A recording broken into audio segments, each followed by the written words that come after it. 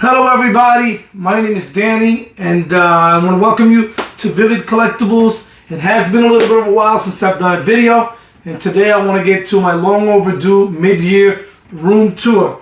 It's been a busy year collecting, and it's been a transition year just like pretty much every year is collecting. You buy stuff to sell stuff, so your collection is ever evolving. It's been one of those years where I really got into collecting a little more than I had in the past. I dove a little deeper. I bought some bigger pieces that I wasn't going to buy, but I decided to go that route anyways, and I've learned a lot along the way about collecting, at least for me, what I prefer to collect. So I got rid of some stuff that I had for a while, and I got rid of the Ninja Turtles line by PCS Collectibles. I moved on from that line because I just wasn't going to continue on with the pieces. They got a little bit too expensive between shipping, taxes, and everything through Sideshow. So I was like, you know what, it's time to back out of that. And I have no regrets. I had the Four Brothers for a little while, all exclusives. I enjoyed them. I sold them, let somebody else enjoy them. And I bought something else with that money. I'll show you as I go through what I bought. But my biggest takeaway was I bought a lot of complicated statues and bigger pieces that I normally wouldn't buy.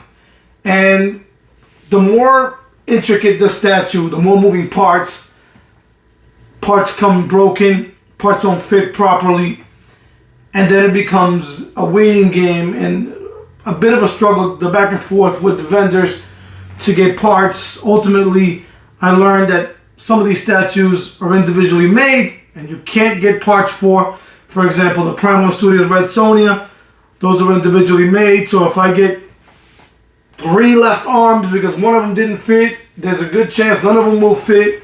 So I learned that the hard way. Some of the XM pieces, the samurai ones, have a lot of moving parts. If those don't fit or if there's an issue, it's a tough thing to correct. So I learned to appreciate simplicity a little more than I had before. So that's one of the bigger takeaways. Also, space is such a premium for me as it is for most collectors out there.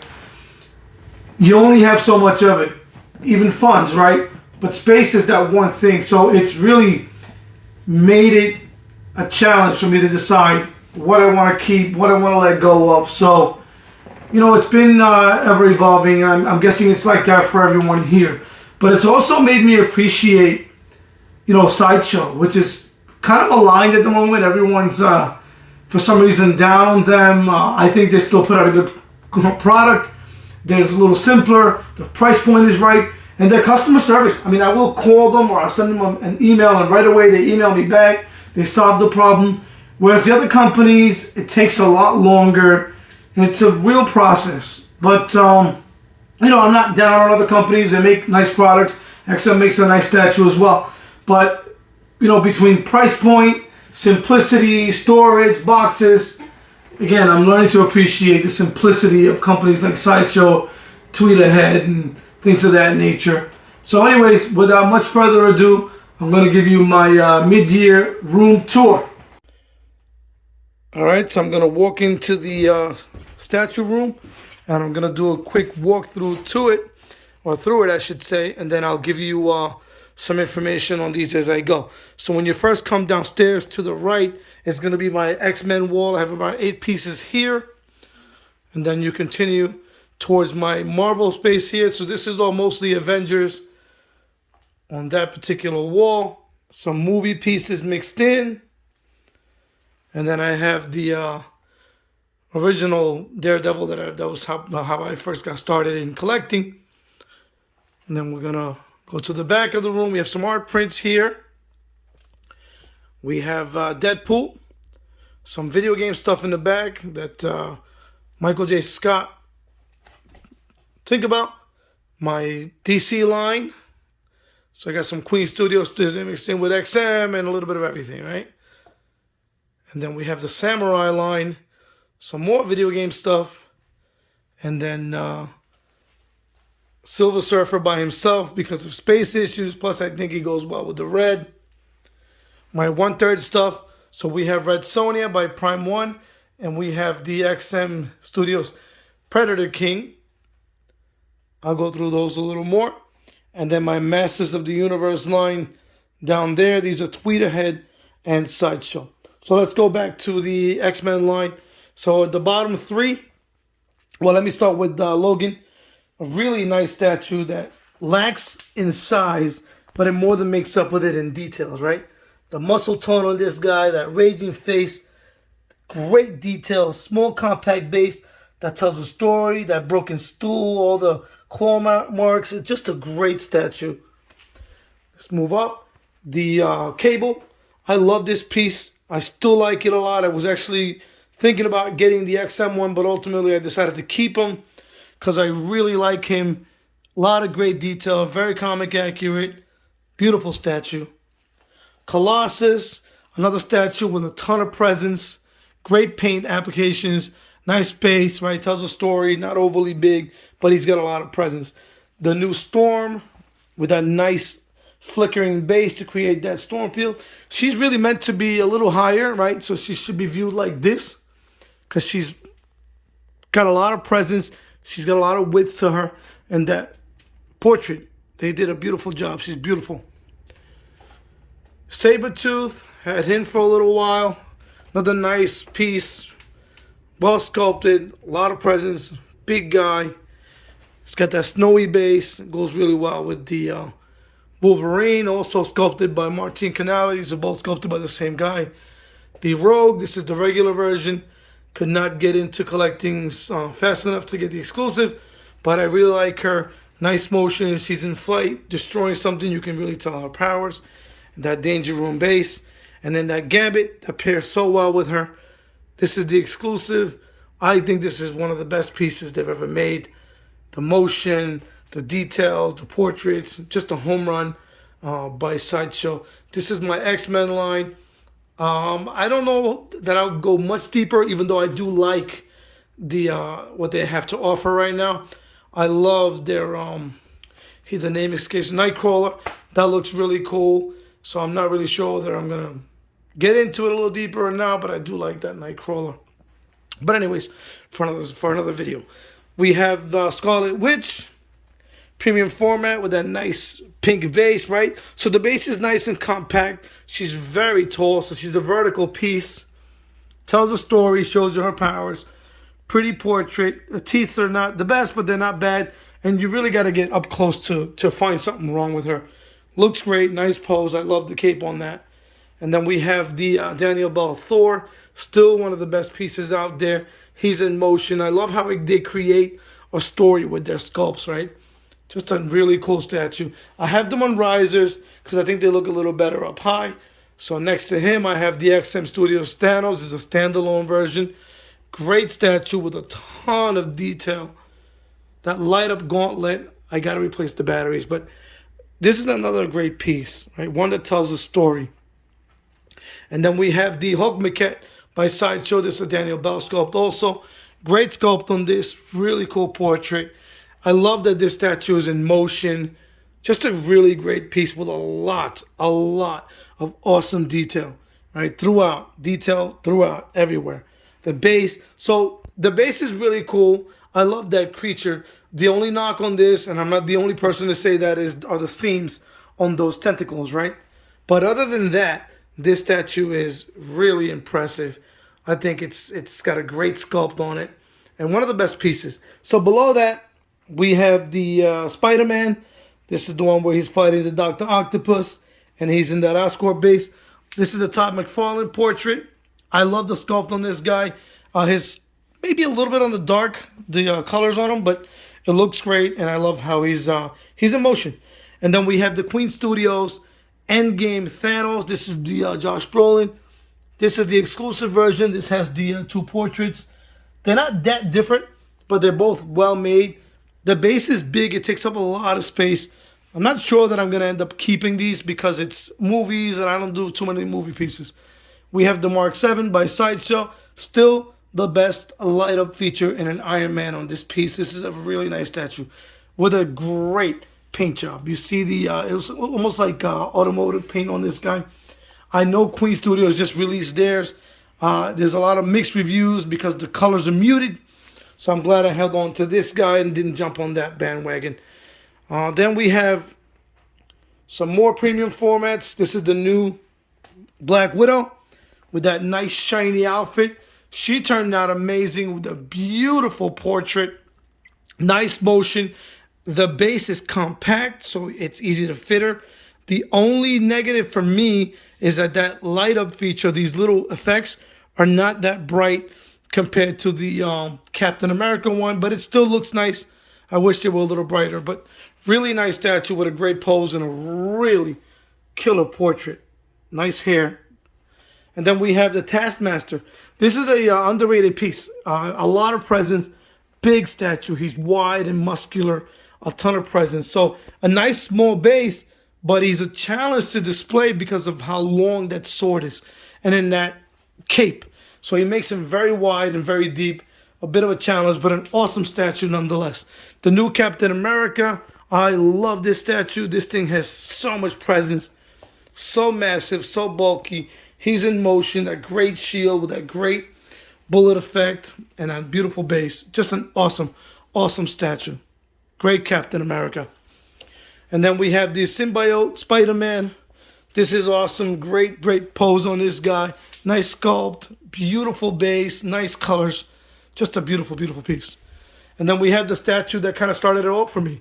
Daredevil by Daniel Bell. I saw this guy at a comic book shop, and this was my view. I was below him, and I was blown away by the detail. And I bought him, and that was the rabbit hole. Once I went that way, I kept collecting, and you see what I got now. And then the Punisher, the exclusive. I love this piece. So well made. Love that portrait. I love his outfit. So much detail on this statue. Look at that. Just amazing. If you've never seen it up in person, you got to. It's impressive. Elektra, the exclusive. Still one of the more beautiful portraits Sideshow's made. I love this statue. I loved her pose. She looks great. The nice base. That goes really well with the Daredevil. Below these guys, I have a 1/5 scale Iron Man by Sideshow as well. Nice detail on this guy. Great pose. A little bit on the small side, but that's what the 1/5 scale is. And then we have another Queen Studio piece here. This is the Spider-Man from Civil War. This is how he was introduced in the Marvel Cinematic Universe. This statue is really well made. A lot of great texture on the costume. I got to do a review on him. The base is simplistic, but it works. Comes with a different portrait, but they look very similar because one is squinting and one's a little more open, but, you know, not that different.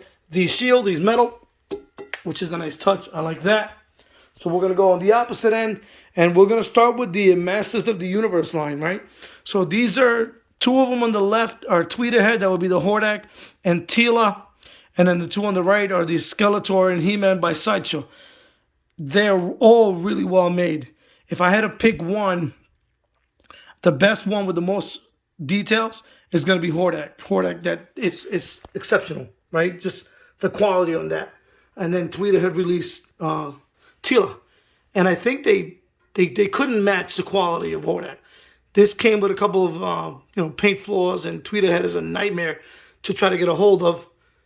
But she's beautiful. She's simplistic. The base is cool. Very, very nice. Comes with two portraits. They're both gorgeous. And then we have the exclusive Skeletor with that beautiful bright green portrait. A lot of details on these guys. He-Man, again, well made. A ton of great details. And these are metal swords and axes. So, nice job, nice line. For a 5th scale line, they got a lot of detail. And then here we have my 1/3 scale XM Studios Predator King on Throne. This thing is massive and amazing. I love the Predator. I wanted a Predator piece, and this was for me personally, the one to get. So that Throne is amazing.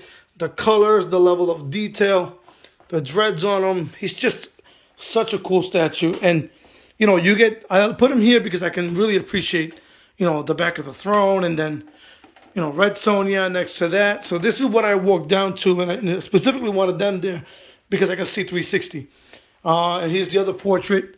I'm going to do a detailed review on these guys. I've had them for a while, just haven't had a chance to review them. And then the Red Sonja with that amazing snake base, right? The colors on this is amazing. You have the blood effect, the smaller snakes wrapped around it, the scales.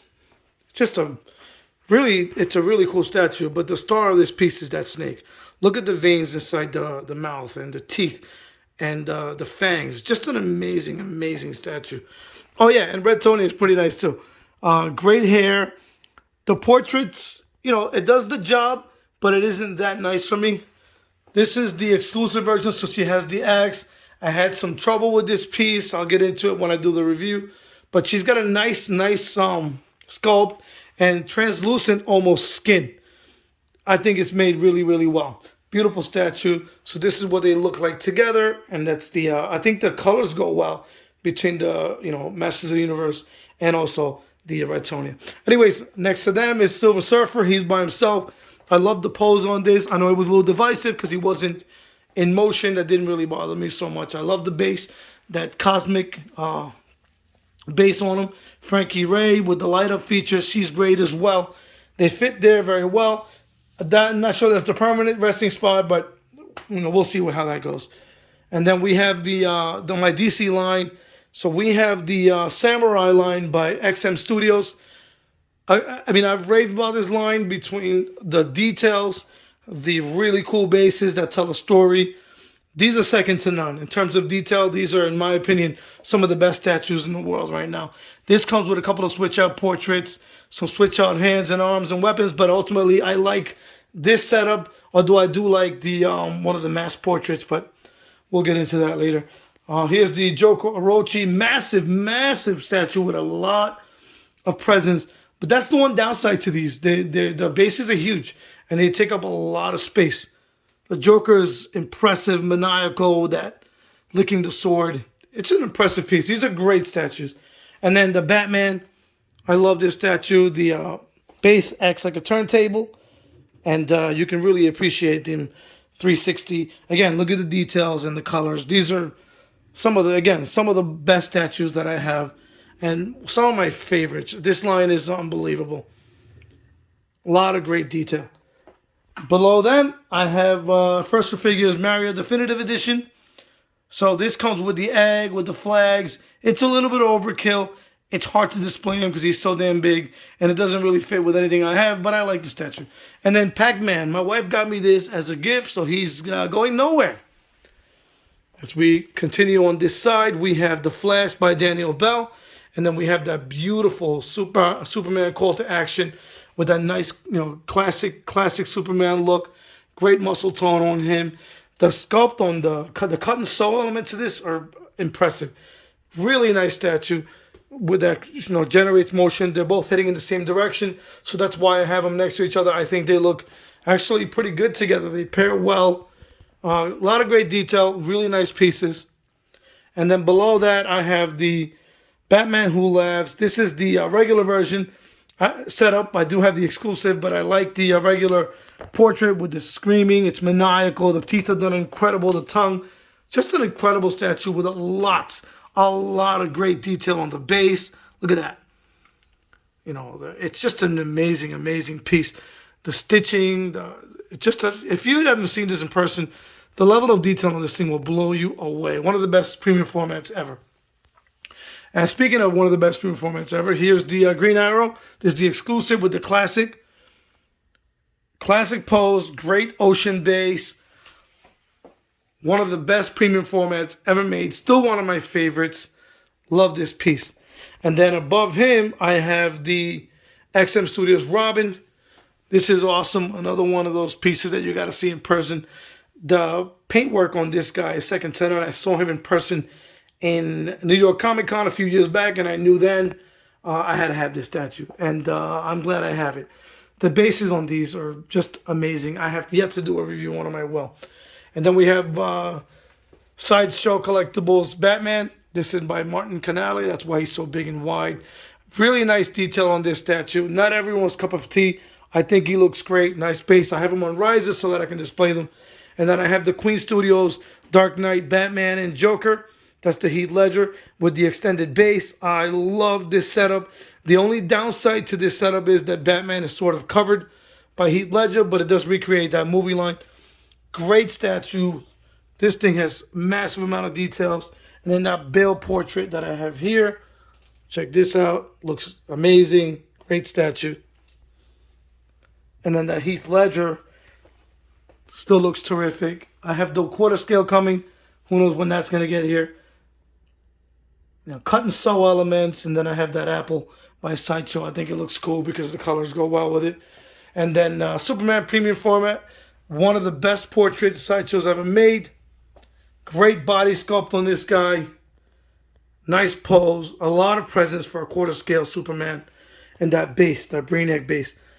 Still impressive with the color scheme. Great statue. And then we have Michelle Pfeiffer, Catwoman by Tweeterhead. Beautiful piece. One that's a big hit with everybody. I love the outfit. Nice and shiny. And then the little kitty that's supposed to go on the base. But I don't really care for it on the base because it sort of blocks her boots. Not the end of the world. Below that, we have the Darkseid maquette. This statue is massive. Does have quite a bit of presence.